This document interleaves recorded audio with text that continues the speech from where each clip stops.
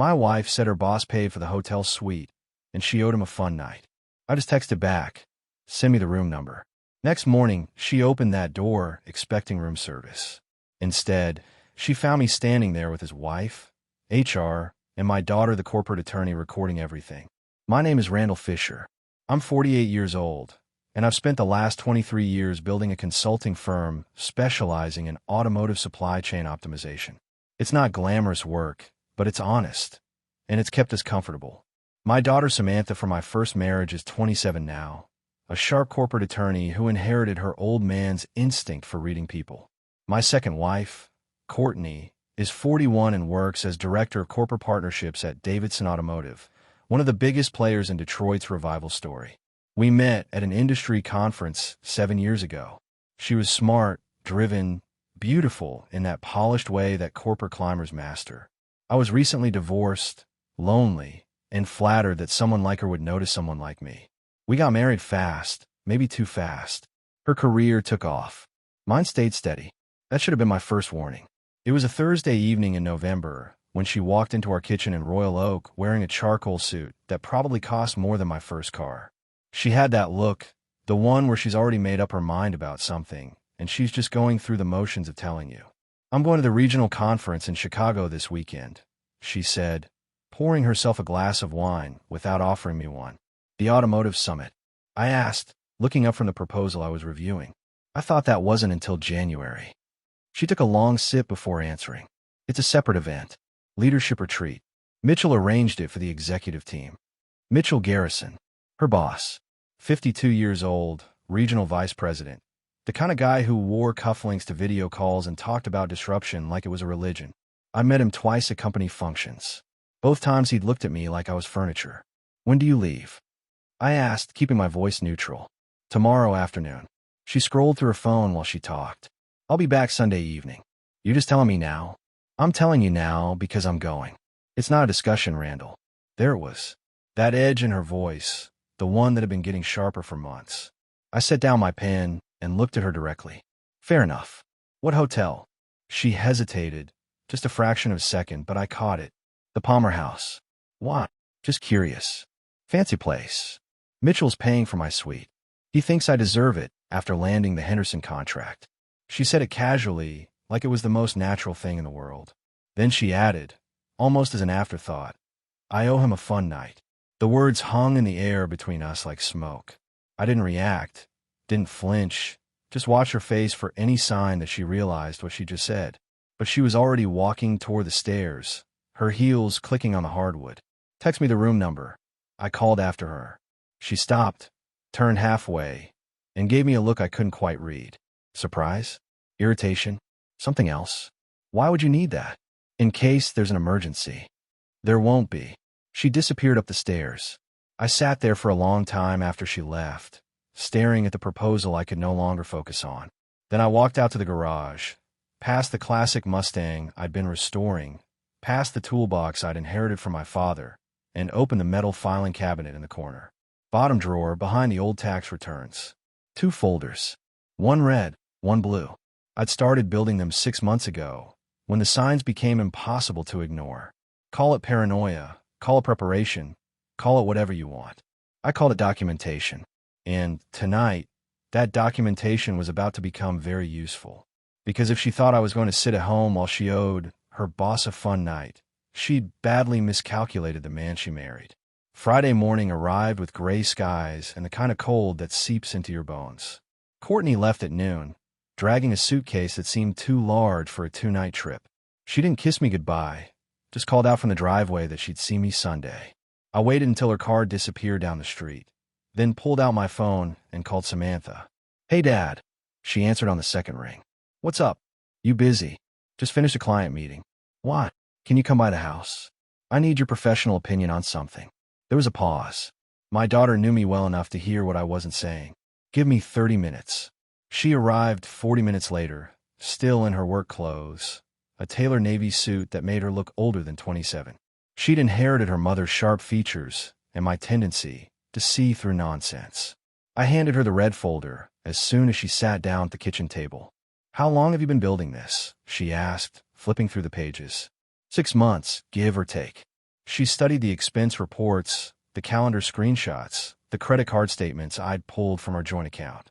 Her face remained neutral, professional, but I saw her jaw tighten. The hotel charges are damning, she said quietly. Same nights, she told you she was working late at the office. 3 different cities over 4 months. That's what I thought. She looked up at me. Does she know you have this? No idea. Good. Keep it that way. She closed the folder and pushed it across the table. Dad, I'm going to be direct with you. This is enough for a divorce attorney to work with, especially given the prenup clause about infidelity. There's a clause. Section 9. You signed it 7 years ago. Professional infidelity voids spousal support and triggers unequal asset distribution in your favor. She pulled out her phone and started typing. I helped draft it, remember? You were worried about exactly this scenario. I'd forgotten. Or maybe I'd wanted to forget. She's in Chicago right now, I said. With Mitchell Garrison, her boss. Samantha's expression hardened. The VP. That's the one. She told me last night he paid for her suite. Said she owed him a fun night. She said that, out loud, word for word. My daughter stood up and walked to the window, looking out at the November afternoon. When she turned back, there was something cold in her eyes that reminded me of her mother during the custody battle. I have a colleague at my firm who specializes in corporate malfeasance, she said. If Garrison's using company funds for personal affairs, that's a violation of about 6 different corporate governance policies. And if Courtney's benefiting from those arrangements, she's complicit. What are you suggesting? I'm suggesting we don't just document this, Dad. We weaponize it. She picked up her phone again. Give me the hotel name and the approximate time frame. I'll make some calls. To who? She smiled, and it wasn't warm. To people who owe me favors. Corporate attorneys talk, Dad. If Davidson Automotive has even a whisper of an HR complaint about Garrison, I'll know about it by Monday. I looked at my daughter, this fierce young woman who'd learned early that trust was earned and loyalty had limits, and I felt something shift inside me. Not anger, not even sadness. Just clarity. Make the calls, I said. Saturday morning, my phone rang at 7:30. Unknown number, but I answer anyway. Mr. Fisher, a woman's voice, cultured, controlled. My name is Elaine Garrison. I believe we need to talk. I sat up straighter in my kitchen chair. Mitchell Garrison's wife. I met her once, briefly, at a charity gala 3 years ago. She'd worn pearls and an expression that suggested she was evaluating everyone in the room and finding them wanting. Mrs. Garrison, this is unexpected. I imagine it is. There was no warmth in her voice, but there was something else. Purpose. I received a very interesting phone call last night from an attorney named Samantha Fisher. She tells me our spouses are currently sharing a suite at the Palmer House. My daughter worked fast. She's correct. I suspected as much. This isn't the first time Mitchell has strayed, but it is the first time someone's bothered to inform me with documentation. She paused. Your daughter mentioned you might be interested in addressing this situation directly. What did you have in mind? I'm flying to Chicago this morning. I've already contacted Janet Robertson from Davidson's HR department. She and I served on a nonprofit board together years ago. She owes me a favor, and she's very interested in corporate misconduct involving senior executives. I had to admire the efficiency. You move quickly. I've had practice. Her voice turned colder. Mitchell thinks I'm a decorative spouse who doesn't pay attention. What he doesn't know is that my family's trust fund is worth $45 million, none of which he can touch thanks to the prenuptial agreement my father insisted upon. When I'm done with him, he'll have his reputation, his career, and precisely nothing else. Sounds like you have this handled. I do, but I thought you might want to be there when we knock on that hotel room door. Janet will bring recording equipment and corporate documentation. I'll bring a divorce attorney. You can bring whatever you need to bring. I thought about Courtney's face when she told me she owed Mitchell a fun night. The casual dismissal, the arrogance, the assumption that I'd just accept it. What time's your flight arrive? 11:40. I'll meet you at the Palmer House at 1 o'clock. Lobby, near the registration desk. I'll be there. Good. And Mr. Fisher? Bring your daughter if she's available. I like attorneys who don't waste my time. She hung up before I could respond. I immediately called Samantha. Dad, what's wrong? How do you feel about a quick trip to Chicago? When? Today. Elaine Garrison wants us there when she confronts them. There was a moment of silence, then my daughter laughed. It was sharp and satisfied. She's a trust fund heiress worth $45 million, Dad. I looked her up last night. If she's moving against her husband, he's already finished. She just doesn't know it yet. You coming? I'll pick you up in 30 minutes. And Dad, where's something nice? This is going to be memorable. We drove to Chicago in Samantha's BMW, 3 hours of highway and planning. She'd printed out additional documentation overnight, cross-referenced corporate policies, and prepared what she called a strategic overview of legal exposure points. My daughter had inherited my attention to detail, but she'd added a killer instinct I'd never quite possessed. At 1 o'clock, we walked into the Palmer House lobby. Elaine Garrison was waiting near the registration desk, exactly as promised. She wore a black coat, minimal jewelry, and an expression that could freeze water. Next to her stood a woman in her mid-40s carrying a leather briefcase. "Mr. Fisher," Elaine said, extending her hand. "This is Janet Robertson, Senior Director of Human Resources at Davidson Automotive." Janet shook my hand with a grip that meant business. "I've reviewed the preliminary documentation your daughter sent. If what we find upstairs confirms the pattern, we're looking at multiple policy violations and potential misuse of corporate funds." "Do we have a room number?" I asked. Samantha held up her phone. "Suite 1847. Courtney texted it to Dad this morning. She probably thought he wouldn't use it." Elaine's smile was thin and sharp. "Then let's not keep them waiting." The elevator ride to the 18th floor felt longer than it was. None of us spoke. Janet checked her recording device. Elaine stared at the floor numbers climbing. Samantha stood beside me, her face set in the expression she wore in courtrooms. When the doors opened, we walked down the carpeted hallway in silence. Suite 1847 was at the end, corner unit, the kind with a view and a price tag to match. I could hear music inside, something low and jazzy, and voices. I knocked 3 times, firm and steady. The music stopped. Footsteps approached the door, lighter ones. Then it opened, and there was Courtney, wearing a hotel robe, her hair down, a glass of wine in her hand. She was smiling, that easy, comfortable smile of someone who thinks they're getting away with something.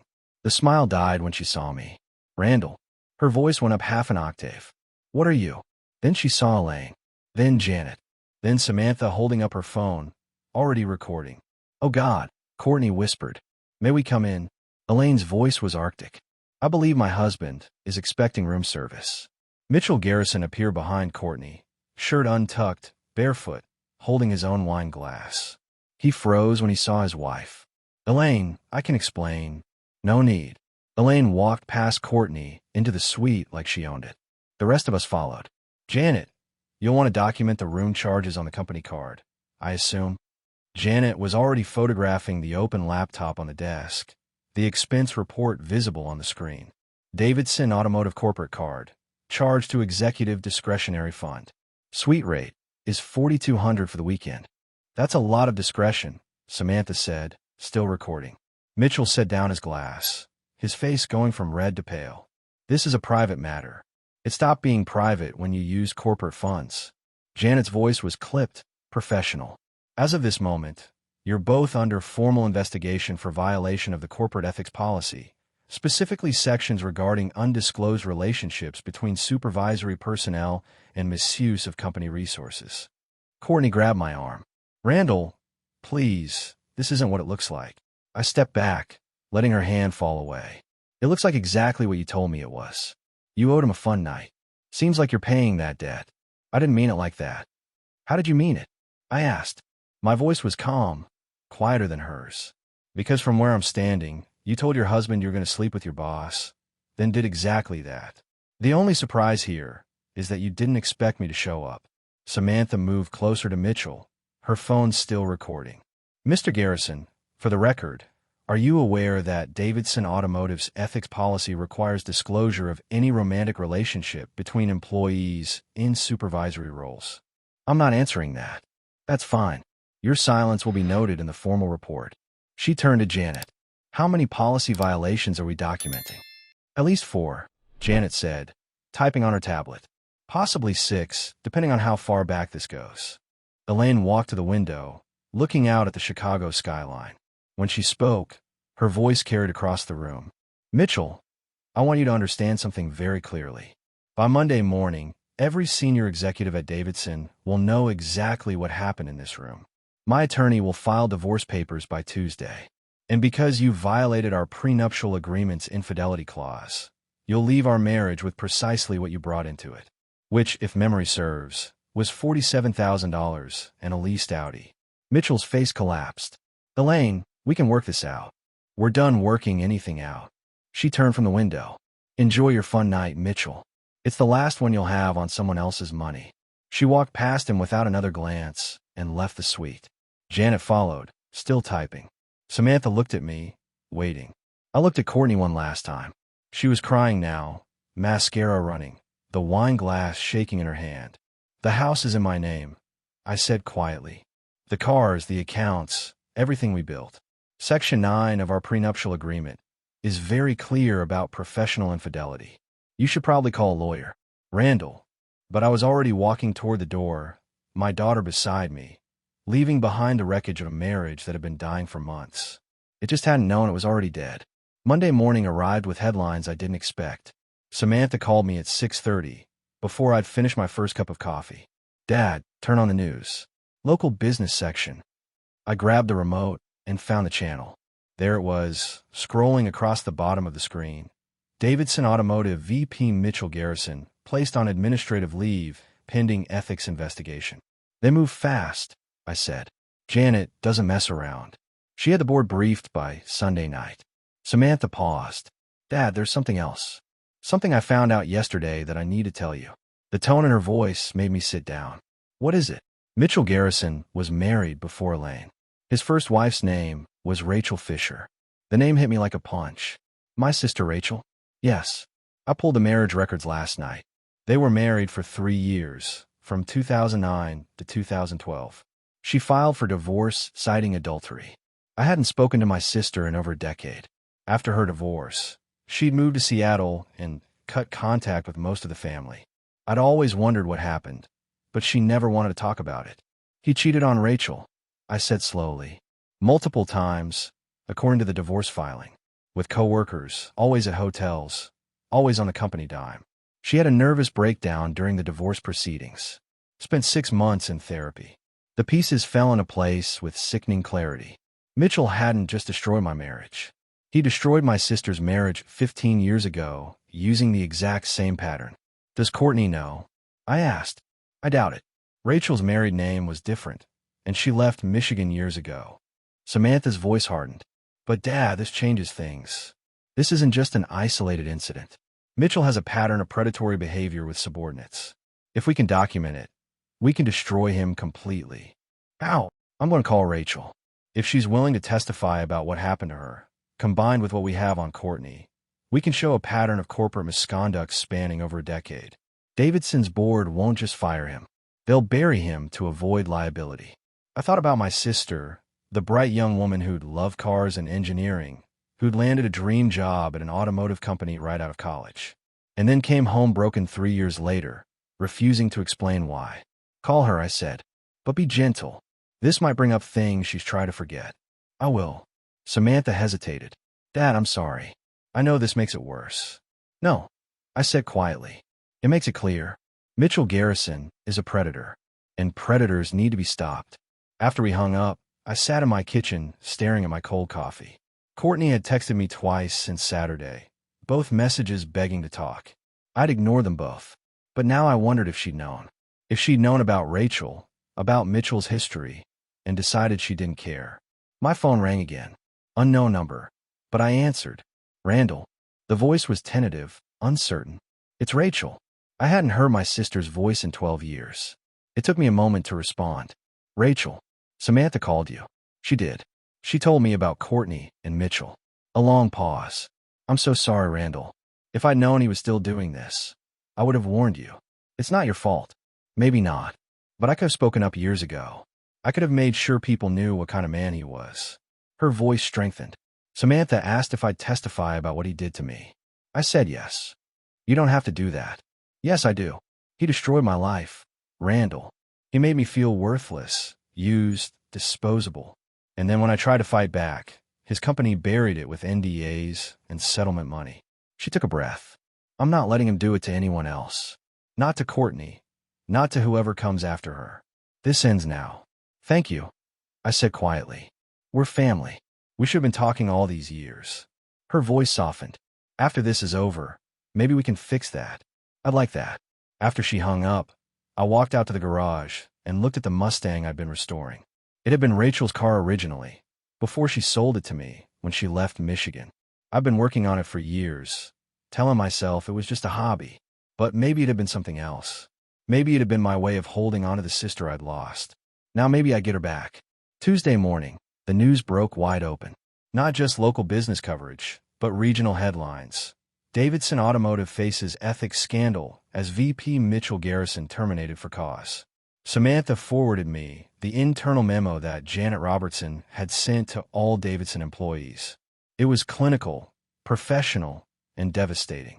Mitchell Garrison had been terminated effective immediately for gross violation of corporate ethics policies, including undisclosed relationships with subordinates, misuse of corporate funds, and a pattern of misconduct spanning multiple years. Courtney's name wasn't mentioned specifically, but everyone would know. Corporate gossip moves faster than official communications. My phone rang. It was Elaine Garrison. Have you seen the news? She asked. Just now. Good. My divorce attorney filed papers this morning. Mitchell will be served at his apartment within the hour. Her voice was satisfied, controlled. My forensic accountant found additional evidence. He's been using corporate funds for personal expenses for 7 years. The total is over $200,000. That's embezzlement. That's exactly what it is. Davidson's legal team is considering criminal charges. She paused. There's something else. Janet Robertson discovered that Mitchell has been involved with at least 3 other employees over the past decade. Your sister Rachel was the first. I know. She called me yesterday. She's brave to come forward. The other 2 women are considering it as well, now that they know they're not alone. Elaine's voice turned harder. Mitchell thought he was untouchable because of his position. He forgot that positions can be taken away. What about Courtney? Janet called her in this morning. She's being offered a choice.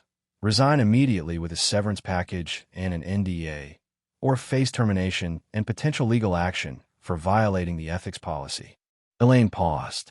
Either way, her career at Davidson is over. After we hung up, I sat in my office staring at my computer screen. An email had come in overnight from my attorney. The divorce papers were ready to file. Section 9 of the prenuptial agreement was ironclad. Courtney would get nothing except what she'd brought into the marriage, which, looking at our financial records, was approximately $37,000 and a leased BMW that was about to be repossessed. My phone buzzed. A text from Courtney. Please, I need to see you. Just once. Let me explain. I looked at the message for a long moment. Then I typed back. There's nothing to explain. My attorney will contact you about the divorce proceedings.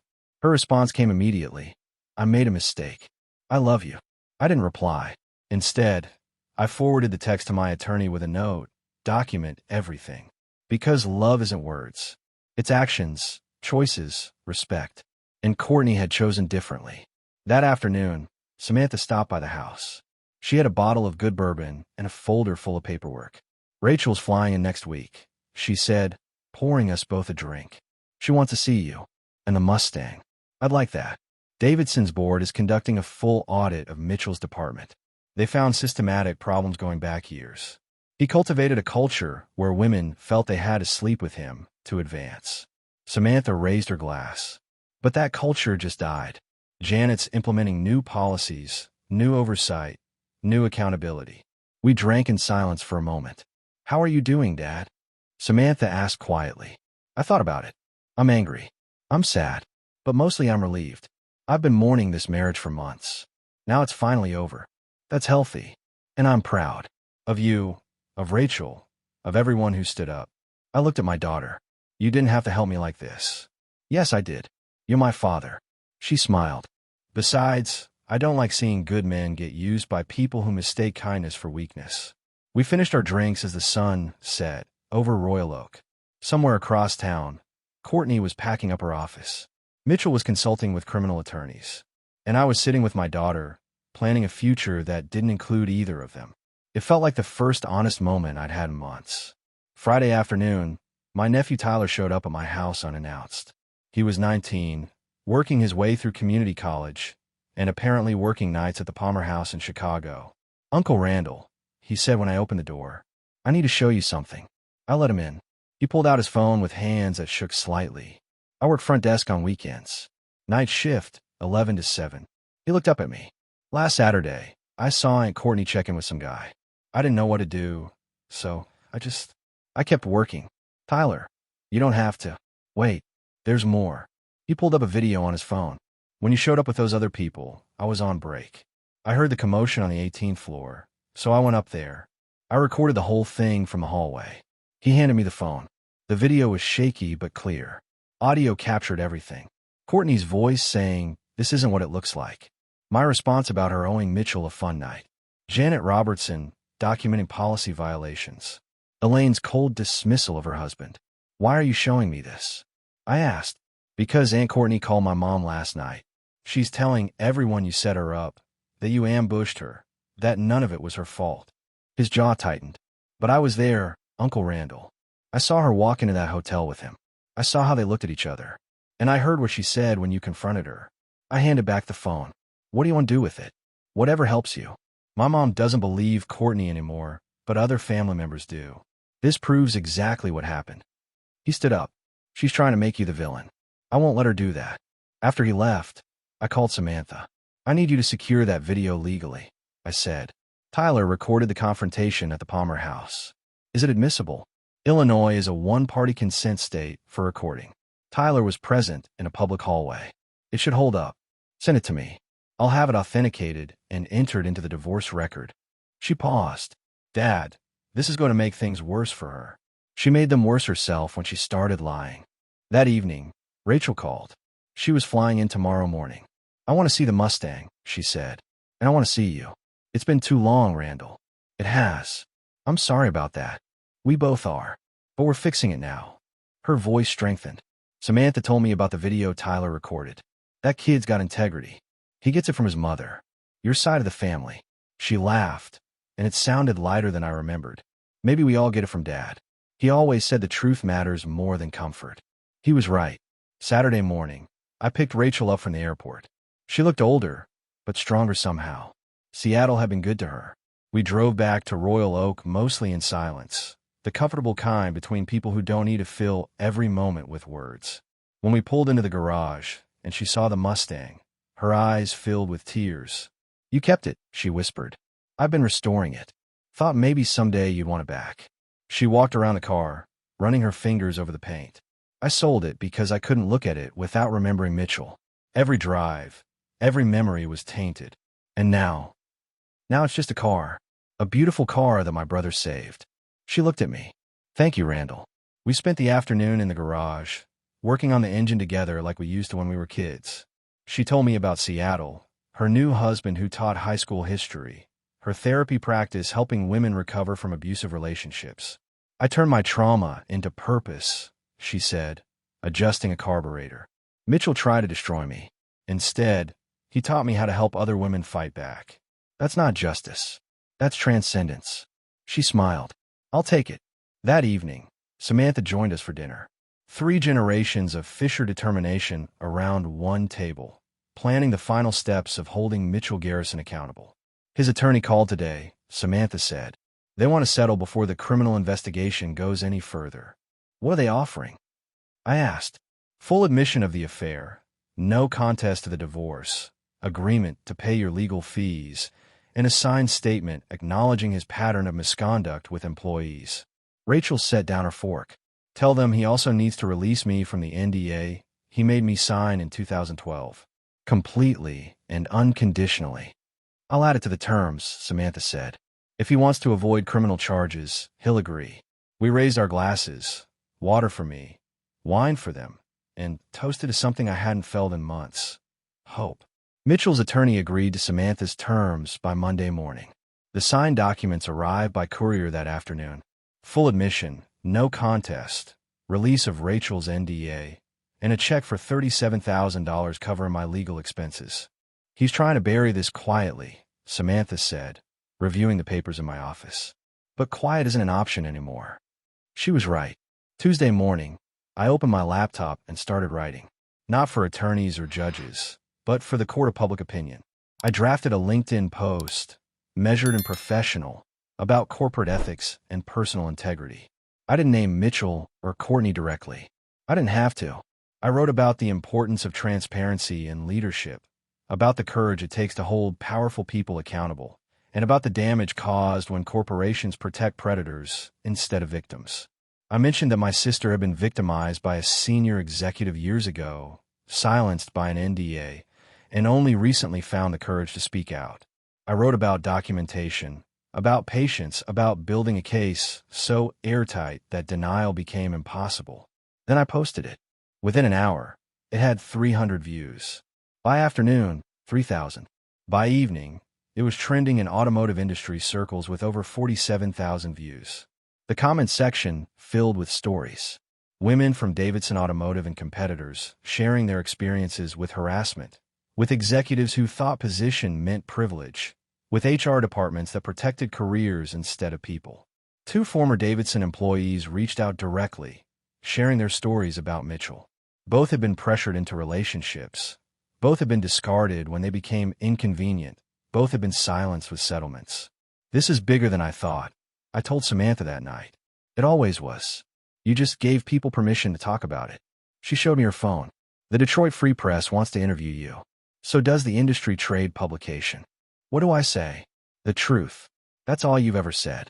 Wednesday morning, a reporter came to my house. We sat in my office, and I told the story. Not with anger, not with bitterness, just with facts. The timeline, the documentation, the pattern that stretched back over a decade. What do you want to happen to Mr. Garrison? The reporter asked. I want him to face consequences. Real ones. Not settlements and NDAs and quiet resignations. I want other men in his position to see what happens when you treat people as disposable. The article ran Thursday morning. Automotive executives, fall shows pattern of corporate misconduct. It was detailed, damning, and entirely factual. Davidson Automotive's stock dropped 2 points by noon. Their PR department issued a statement by afternoon. Davidson Automotive has zero tolerance for harassment and misconduct. We are conducting a comprehensive review of our corporate culture and implementing new oversight procedures.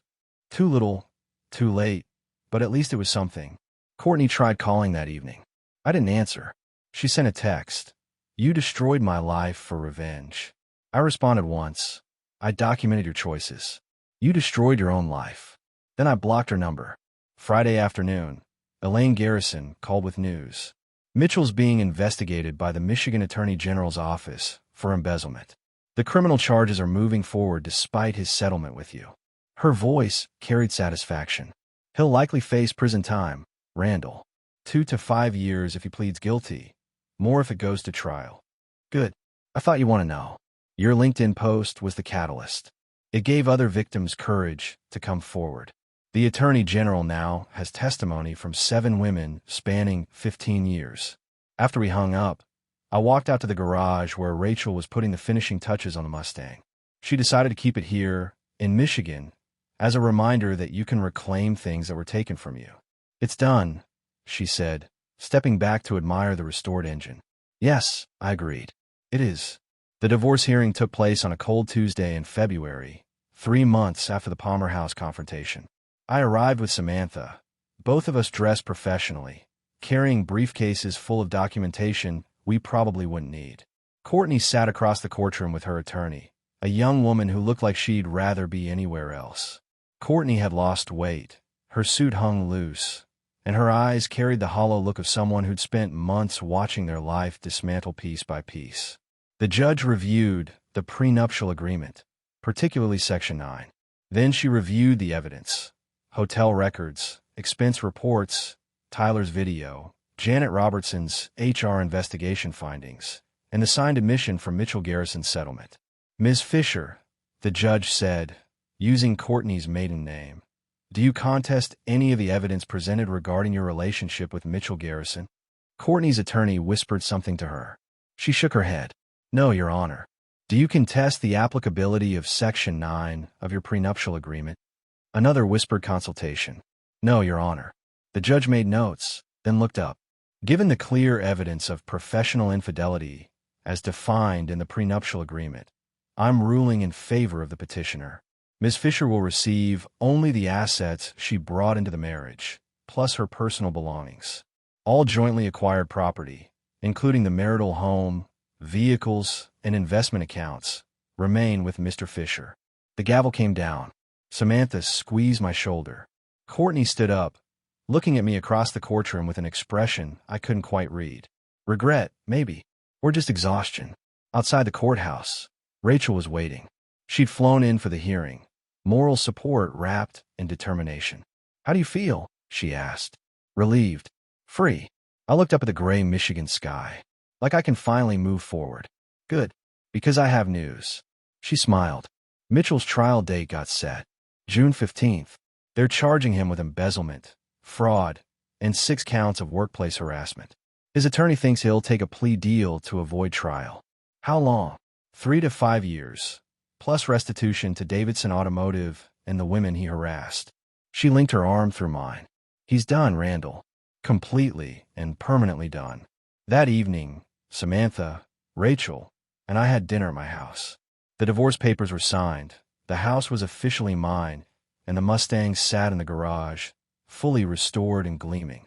What's next for you, Dad? Samantha asked.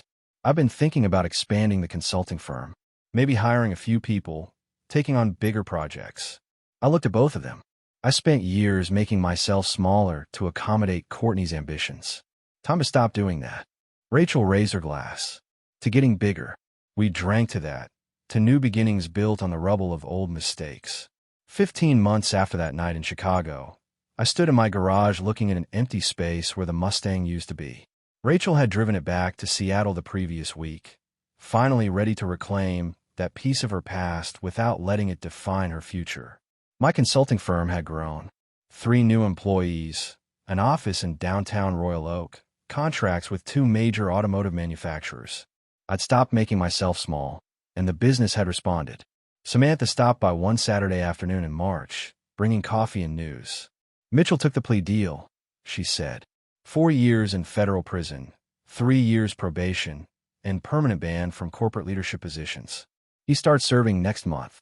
And Courtney. Last I heard, she's working as an administrative assistant in Grand Rapids, making about $40,000 a year, living in a studio apartment. Samantha paused. She tried to friend me on LinkedIn last week. I declined. That's fair. Davidson Automotive settled with all 7 women Mitchell harassed. Undisclosed amounts, but Rachel told me hers was enough to fund a scholarship program for women in automotive engineering. Samantha smiled. Something good came from all of it. Later that evening, I drove out to Belle Isle, watching the Detroit River flow past. My phone buzzed with a text from a number I didn't recognize. Is this Randall Fisher? My name is Claire. Your daughter gave me your number. She thought we might have coffee sometime. I looked at the message for a long moment. Samantha had been trying to set me up for months, convinced I was ready to date again. Maybe she was right. I'd like that. I typed back. How's next Saturday? The response came quickly. Perfect. Looking forward to it. I put the phone away and watched the sunset paint the river gold. Somewhere in Michigan, Mitchell Garrison was preparing for prison. Courtney was rebuilding a life much smaller than the one she destroyed. And I was here, free and whole, ready to build something new. Some people think revenge is about destruction. But real justice is simpler than that. It's about consequences meeting choices, about documentation meeting truth, about patient men refusing to be made into fools. I've been all 3 of those things, patient, documented, and truthful. And in the end, that had been more powerful than any dramatic confrontation could have been. The sun set completely, and I drove home to a house that was finally, completely, peacefully mine.